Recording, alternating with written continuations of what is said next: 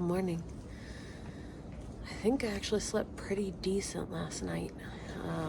I tried out earplugs at the hostel for the first time, and I think they're actually kind of helpful. The flaps, tarps there were, that was the entire night. It's so windy up here. I never would have slept without the earplugs, but I think I slept pretty decently last night.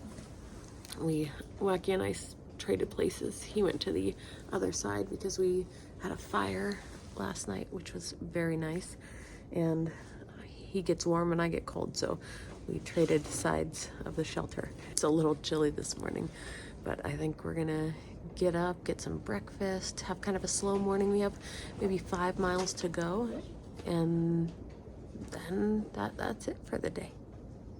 Off we go. This morning I had a little bit of bone broth and something else. I just had some freeze-dried strawberries and bananas. It's about 9 o'clock. We're getting a bit of a late start, but we only have a little over 5 miles to go. Saying goodbye to the shelter. We double-checked. Wacky just dug through all of the ash to make sure there's no embers or anything left in there. So I think we're safe to leave.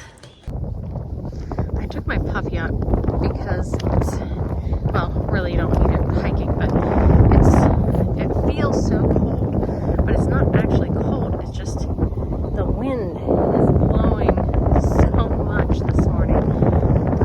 It feels cold. So I have my buff on top of my head. The top of my head is getting warm, but when I take it off, then it's cold because the breeze blows through it so hard.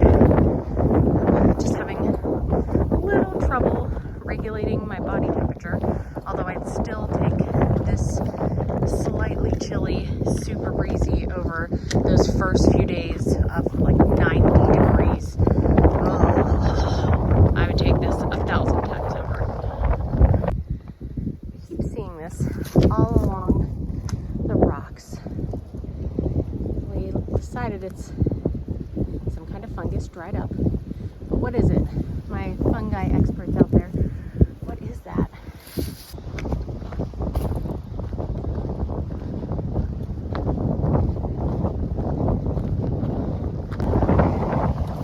We got the vortex, and he's pulled Carnage in. So we thought we were past Carnage for a while, but now we get to see him again. If you guys want to find him, he's also Carnage on Trail on YouTube. My favorite part of what we're doing here since we went to Klingman's Dome and came down is we keep passing everybody that we have hiked with before, and all of them are like, their reactions when they see us coming, they're like, what are you doing here? How did you get here? Like, what is going on? And then we explain that we went up to Klingman's and came down, and it makes much more sense to them because we're doing with our packs, like, you know, no more than 8 miles a day. With our slack packing, probably no more than 10, and we're slow, and they're covering some of them similar, like 8 miles a day, but some of them are doing 13, 20 miles a day, and they're baffled to see us out here. So I think that's my favorite part, is watching everybody's reaction when the slack pack comes by. We just discovered we have gone 3 miles in 2 hours and like 15 minutes. There you go. We have less than 3 to go. We're amazing. The vortex has sucked in some new victims. Several people in North Carolina talked about seeing wild hogs, and it kind of looks like they've been around here kind of rooting up and digging up whatever they can find through here.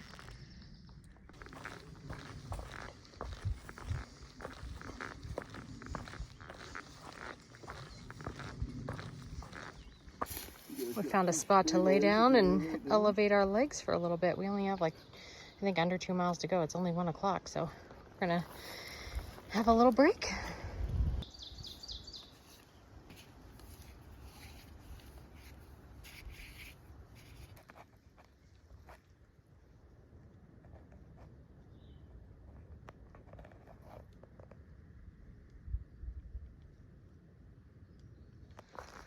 I don't know if you can see it. I see orange. Oh, I thought I was seeing chicken of the woods on a tree, but it was just the leaves of that tree in front of the other tree. I was getting excited.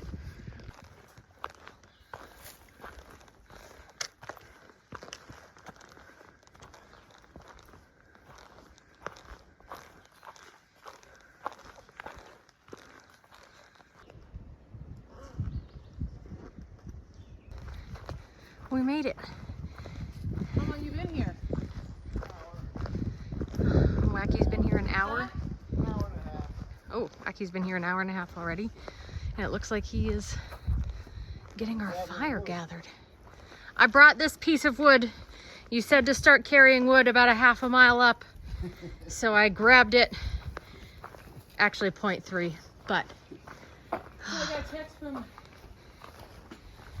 Bookie that the Molly's camp is closed. Oh, Yeah, we're gonna have to, you know, a long day tomorrow? well, we're just gonna have to reassess what we're doing. What is up with people at these shelters? The last one had smart water bottles and a mini Sawyer. This one, people put their clothing in. I'm guessing, I mean, it could be through hikers. I'm guessing not, because that doesn't look like through hiker clothing, but like, take it out. All right, I think we have an idea of a game plan coming up, but in the meantime, we haven't solidified it. In the meantime, Wacky is starting to get a fire built, and I am coming out to look for any dead wood that's already fallen and is relatively dry and looks like it might burn for a little while. So going a little far off from the shelter, but the rest of the area has been kind of picked clean, so you have to go a little bit further. Just extra steps, I suppose. So this tree is kind of interesting. You can see it's been pulled up for a while, long enough that there's grass and everything growing underneath of it, so this is not freshly up. It looks like the roots are starting to grow back down, and that tree is completely alive. All of those leaves are from the tree that's downed. That is so cool. I was gonna soak some, I've got Greek yogurt that I was eating for breakfast, but I was gonna have it for dinner tonight, and I realized I didn't wash out my Talenti from my shake, my protein shake the last time, so we're gonna try out the wild batch for cleaning dishes as well. And that's awesome. I forgot to show you how much I poured in, but it was just a couple grains. It was like a dusting I poured in there, and it's nice and soapy. Look at that, squeaky clean. That looks so good. There's chocolate chunks in there, berries, freeze-dried yogurt. I cannot wait to eat this. I just found another penny out here. Oh man, that's so exciting. What year is this? 1981.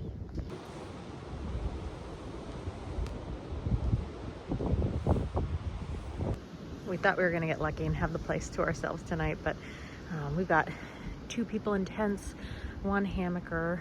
A guy from New Zealand on his Triple Crown is in the shelter with us, and then we're expecting, they said there's 6 students, seniors, that are on a school experience, and 2 teachers that are supposed to come in, so it should get a little bit crowded this evening, but I'm really hoping. I'm starting to see, like, the sky looks great there, but you can see where the rain is getting ready to kind of come in here, so I'm really hoping these kids make it before the rain comes. I'd hate to have them hiking through the rain and have to come get in here after all that. I think they went 12 miles today. They will go 12 miles by the time they get here, so we'll start a fire in a little bit. We've been gathering that firewood, but we're kind of waiting to start the fire for a little bit, and then that way maybe once they come in, it'll be warm, and if they're wet, they'll be able to at least dry a little bit of stuff by the fire, but we'll see. The kids made it. We went down to get some water for them because it's a bit of a climb. It's all the way down and around down there, and they've come 12 miles with like 50-pound packs, so the shelter will be very crowded, but we should stay warm with all those bodies in there. I hung my bear bag upside down. I wrapped my cord around it and hung it upside down. That way I'm just really hoping to avoid water going inside of it because it's supposed to storm tonight. I'm just hoping to keep it as dry as I can. I think I'm gonna say goodnight at this point. We're talking to the kids in there. They're incredible. These kids, like this program that they're doing, if they send me the clip of the bear, I'll put it in here and give you a little bit more information about their school and the program that they do. If you guys want to donate any supplies or anything like that to the program, I don't know, these kids are amazing. But I'm gonna spend the rest of the night, if you can hear everybody chatting with them in there, we're gonna spend the rest of the night getting to know them and their future plans, and I guess just spending some time and bonding together. So I'll say goodnight to you guys tomorrow, and I'll see you in the pouring rain bright and early. So tell me about what happened. You were at Molly's shelter last night, right? Yeah. Okay. So basically, another person's bag got stolen by a bear, and they took it, and they just like ran off with it, and now she's left with basically nothing. So we all have to give her a bunch of our stuff. That's insane. And so the bear just like came up into your area, like? Yeah. So like it was like a shelter, and there was like a sitting area, and we saw the bear, and there was a bunch of people like screaming and clapping. So we were like, "What is that?" So we go over there, and the bear was just wandering there, and then it takes the pack and runs away, but then it ended up coming back. The bear did? Yes. Did it bring the pack back? No, the pack was gone. Someone went to look for it, but it was gone. Oh my gosh, that's insane. Yeah, it was crazy. So now you have a story to tell for the rest of your life. Yeah, I do. I'm gonna tell everyone. And then after all of that last night, how many miles did you guys hike out to here today? We hiked 12 miles today here. Oh my gosh, in the Smoky Mountains? Yes. Okay, you guys are amazing. Yes. All right. These students are from Bloomfield Hills High School outside of Detroit, Michigan. And they're part of the Myself in Nature program, which has been running since 1969. As part of this program, students go through classroom instruction, and then at the end of their instruction, they get hands-on learning by getting outdoors. They've gone to some places like Killarney Provincial Park and Algonquin in Canada, and here in the Smokies. Students get real hands-on experience in the outdoors, sometimes a little bit more hands-on and a little bit closer than what they may have wanted, in this case, with the bear stealing the pack. As you know, school programs are not always funded as well as they probably should be. So this program could probably use your help. If you're interested in donating to the Myself in Nature program, contact Bloomfield Hills High School and let them know that you want to support the Myself in Nature program.